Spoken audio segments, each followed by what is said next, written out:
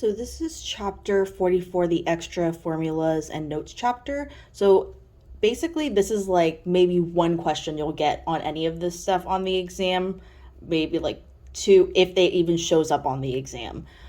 Because a lot of the stuff that's like more common, like the x, min, and max stuff, that sort of thing is already included on the other formula sheet. It's just like here because we talk about like the less common type of parabola, the one that goes sideways here. So yeah, the like new stuff in this portion, basically you're unlikely to see on the exam, but if you're wanting to score a perfect score, then you might want to pay attention. So these are the parabola formulas. So the one over here where it's y equals everything is basically going to be the vertical one. So it's the one that looks like this or this, the one that you're used to basically, where it's just up and down. And then to find the vertex, we find the x value for the vertex by saying it's negative b over 2a, where we find what b and a are in this equation over here. It could also have like a plus x variable in addition to this. Like you could say ax squared plus x plus 2. It doesn't necessarily have to be in this exact format. I was just giving you another format because in the other math formulas chapter, I had already put something like that with the variable next to it. So like in this one, it wouldn't have a b, so the b would be 0. So for the second one, it says that it's x equals all that, and that's the sideways one right over here. Now I'm going to give you an example of how this can also look in a second. So it can look like this equation. So you see how like there could also be a y in this equation right over here. Like you could have it without that. It could be like 5y squared plus 1, or this works as well. I didn't give an example over here because I already covered this previously. But when you have an equation where it's just x by itself, it's going to be the sideways parabola that looks like this. So like if the number that's in front of y squared a is positive, then it's going to be going this way. It's basically opening to the right. And if this happened to be like -5, then it would look like this, where it's facing the other way. Now to find the y min or y max, you do the same thing, except instead of like the x min, x max, this is now like in the place of where x is, you see? So now it's called the y min, y max. So this is going to be the y value of the vertex, basically. And you just find it by negative b over 2a. And you do the same sort of thing as you do with the other type of parabola. It's just now it's the numbers in front of y squared and y. So if I wanted to find the y min or max here,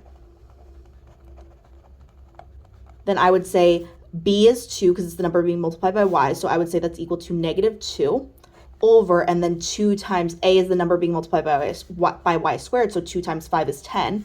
So this is going to be equal to -0.2. And then what you do is the same thing that you do over here. It's just with the opposite variable. So what you do to find out what the x value is for the vertex, because this is the y value for the vertex, is you just plug this in for y over here and you'll find out what x is. So we know y is -0.2, so we would just plug in -0.2 for y over there to find x.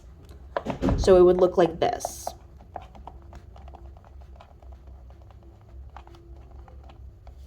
Plus 1 is what that's supposed to say. And then when you plug this into your calculator, you're going to get that that's 0.8. So then the vertex for this would be 0.8 comma -0.2. And a lot of this you can also use your calculator for. So it doesn't really make a lot of sense to memorize these again, but it's just, this is for the person that wants like a perfect score. So then we have the ellipse, where there can be the horizontal one or the vertical one. So for the horizontal one, basically, you know you have an ellipse because it's like plus in between something that looks like this, where it's like 2 fractions with the x squared and y squared on top, and then it equals 1, and there's a plus in the middle. That's how you know you have an ellipse, one of these guys, like the ovals, basically. Think about it like that. Now, if the number under the x part, this part A, is greater than the one under B, where it says under Y, where it says B. So if A is greater than B, the number under X, if that's greater, then you're going to have this version right here. Now, if the number in underneath X is less than the number underneath Y, then you're going to have this version right here. again, you can graph these into your calculator when they give you equations and stuff, but this just shows you what A, B, and C and all that represent in each of the respective versions.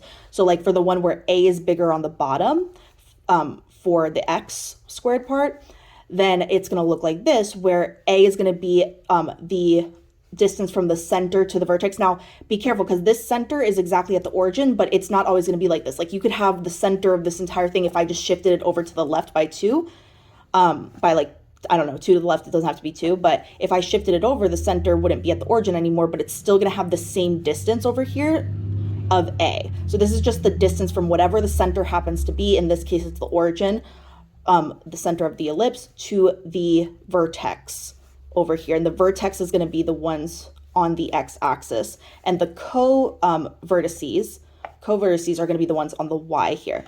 And it flips over here for when you have that the A is less than the B.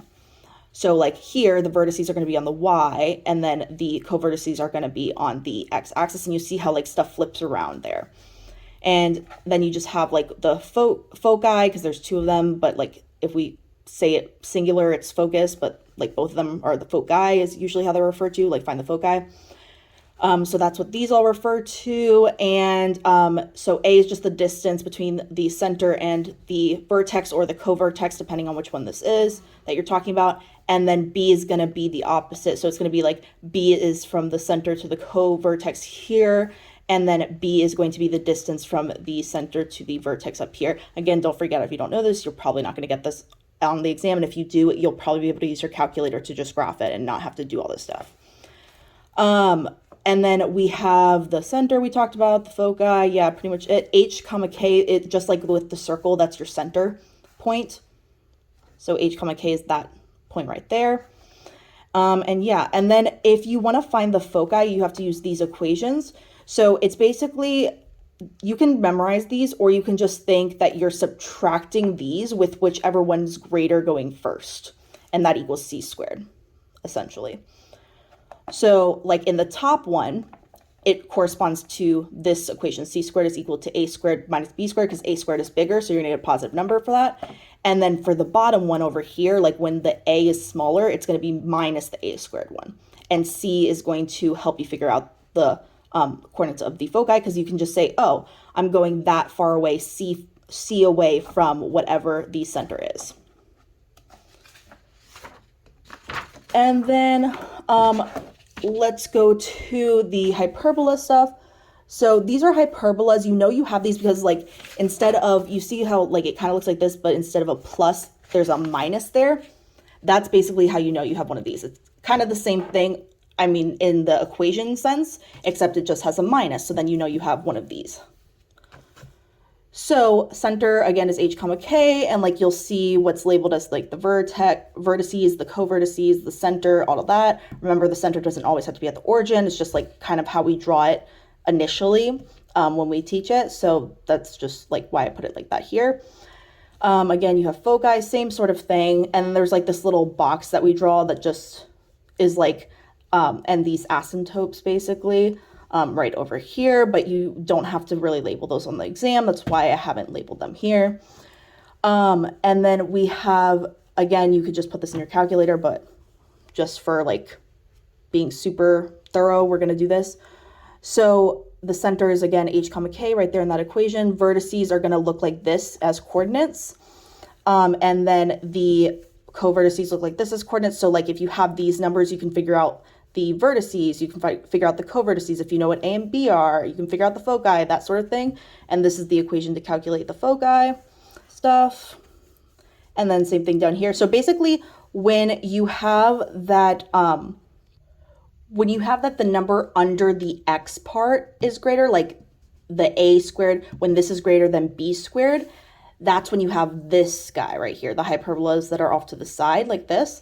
And then it's going to be this version, the vertical version, where they're going through the, the y-axis for the vertex right over here. You have the vertical version when the y corresponds with like the bigger number on bottom. So like when a squared is underneath the y squared on bottom, and a squared is bigger than b squared, then you have this. When a squared is bigger than b squared, but you have the x squared on top, you have this guy right here. And then again, like these are the formulas for finding all the vertices, covertices, etc. And now for asymptotes. So we have 0 is if you're finding the zeros, like the numerator, you can just set it equal to 0. I think that's just what kind of common sense, but I wanted to remind people. So for vertical asymptotes, the x value where the denominator is 0 is going to be what the vertical asymptote is. So if you have, like, for instance, let's say we have 1 over x minus 3. If we want to find the vertical asymptote, and this is all equal to f of x, whatever. When x minus 3 is equal to 0, that's when we have a vertical asymptote. So we just solve for x by adding 3 to each side. So x equals 3. That's going to be the vertical asymptote here. Now, removable discontinuities, you're probably not going to see this, but it's basically when you factor out stuff on top and the bottom and then it cancels out.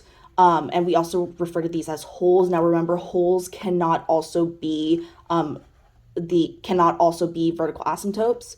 So this would be something like, I don't know, we have x times x minus 3 over x minus 3, where you can cancel this stuff out. That would be considered a removable discontinuity. Because it's basically saying, like, the hole or removable discontinuity, like, it's called a hole because on the graph it kind of looks like a hole. It's like an open space.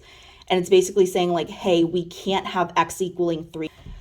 And then we have horizontal asymptotes. So if it has the same degree on the numerator and denominator, then y is equal to the fraction of the coefficients, and that's going to be your horizontal asymptote. So, like, let's say you have, I don't know, 4x squared minus 1 over 2x squared. Then it's going to be 4 over 2, because you have the same degree, meaning like squared and squared right here as the highest degree in each of these on top and bottom. So it would just be 4 over 2, so that's equal to 2. It's a fraction of the coefficients of that highest degree right there. Now, if this said, instead of the squared, it said 2x, we couldn't do that. And I'm going to show you what that would be next. Now, if we had, we're going to skip to the bottom one, just because I just said that. So to the bottom point where it says the numerator's degree is greater than the denominator's degree. So like you see here, it's a second degree, and this one meaning like it's squared, and this one is just like regular x. So this is bigger, like 2 is a bigger exponent than 1 on the bottom. So the numerator's degree is bigger than the denominator's degree. So when that happens, there's no horizontal asymptote. So this doesn't have one. Now, if we have the reverse, where we could say like 4x minus 1 over, I don't know, let's say 2x squared, where the denominator's degree is bigger because 2 is bigger than 1, then it's just going to be y equals 0 as your horizontal asymptote. Now, with a slant or oblique asymptote, like it could be called either one, these are synonymous with each other, the numerator's degree is 1 degree larger than the denominator's degree. So like this would be an example of a slant or oblique asymptote because the degree on top with the numerator, the 2 right there, is greater than x being raised to the 1 by just 1 degree. 2 is 1 more than 1 as an exponent on the bottom. So you know that you have a slant asymptote, and all you have to do for that is you just divide these basically, and then your answer is going to be like y, like for the asymptote, what the slant or oblique asymptote is just y is equal to whatever you get from dividing this, but you just get don't include the remainders. So like you would do 4x squared minus 1, 2x going into that because this is saying divided by 2x. And then you just wouldn't include any of the remainders. So 2x goes into 4x squared. Let's ask ourselves how many times? Well, 2x times. So then be 2x times 2x, that's 4x squared. And then we're going to subtract that. So then we just get 0 from that because these cancel out. And then we have to bring down the -1, but 2x can't go into that. So like now we're working with our remainder. So this would be 2x, and then the remainder would be -1 over 1 over 2x. Like we would technically add this on typically, where it would be like -1 over 2x if we were writing it with the remainder. But remember, we're excluding the remainder, so we have to take this away. So that means that the slant asymptote should be equal to just 2x for this. So it would just be y is equal to 2x. And then we kind of already went over this, but like x-intercept is just the x value when y is 0, like plug in 0 for the opposite basically. So if you're finding x-intercept, y, plug in 0 for y. If you're finding y-intercept, plug in 0 for x. And then we have, like, this is just the steps for graphing. Again, you have a graphing calculator, so you don't really need to know that part. So these are the trig function things for like finding the amplitude, the period, the phase shift, all that. Again, you have the ability to graph these. That's why I didn't like put the graphs there, because you have your graphing calculator. You don't need to memorize that. But if you have the equations where like A, B, C, and D are all like what is labeled A, B, C, D there, if they ask you the amplitude, that's just going to be the absolute value of A, absolute value of the number out in front, for cosine and sine and cosine. Period is just going to be 2 pi over whatever this number is right over here, the absolute value of that. And then the phase shift is just going to be C right over here. So it's like how many units you go to the right or left. So if it's like minus C, then it's C units to the right. If it's plus C, then it's C units to the left. And then the vertical shift is going to be D. So like plus D, or if would be like going up that much, or like minus D going down that much. So like the same thing applies over here, where like left and right and up and down is like C is the left and right stuff, D is the up and down stuff. And then so yeah, pretty similar, except that with tangent and cotangent, there's no amplitude, it's undefined is what we say. And the period, instead of 2 pi on top, is just gonna have pi on top, but it's still over that number that's right outside the parentheses. And then we have the phase shift, again, is just going to be like the C portion, and then D is going to be the vertical shift, like how much it goes up and down. And then similar here, like kind of the same exact thing with secant and cosecant, except we have no amplitude for those. And then we have that the period is equal to 2 pi over the absolute value of B, phase shift is equal to C, vertical shift is equal to D. And then here are the transformations. Now, what you can do is you can just like graph it in your calculator usually, or you can plot points, like do an XY table if you want, and just start plotting things from the original function to the new one if you want to like not have to memorize all this stuff. But like this is the memorization part that you can do. So if you have a number being multiplied by the X in your function over here, then to find the new point after the transformation, it would be like this, and then this would be the compression, the stretch, all of that. And then if the number is on the outside being multiplied times the function, then it's all of this for the transformation. And then if you have plus C inside where your X is, like if you're adding C to X, then you're moving like left C units. If you're subtracting C, you're moving right C units. So kind of like the opposite of what you would expect. And this is how you get like the point.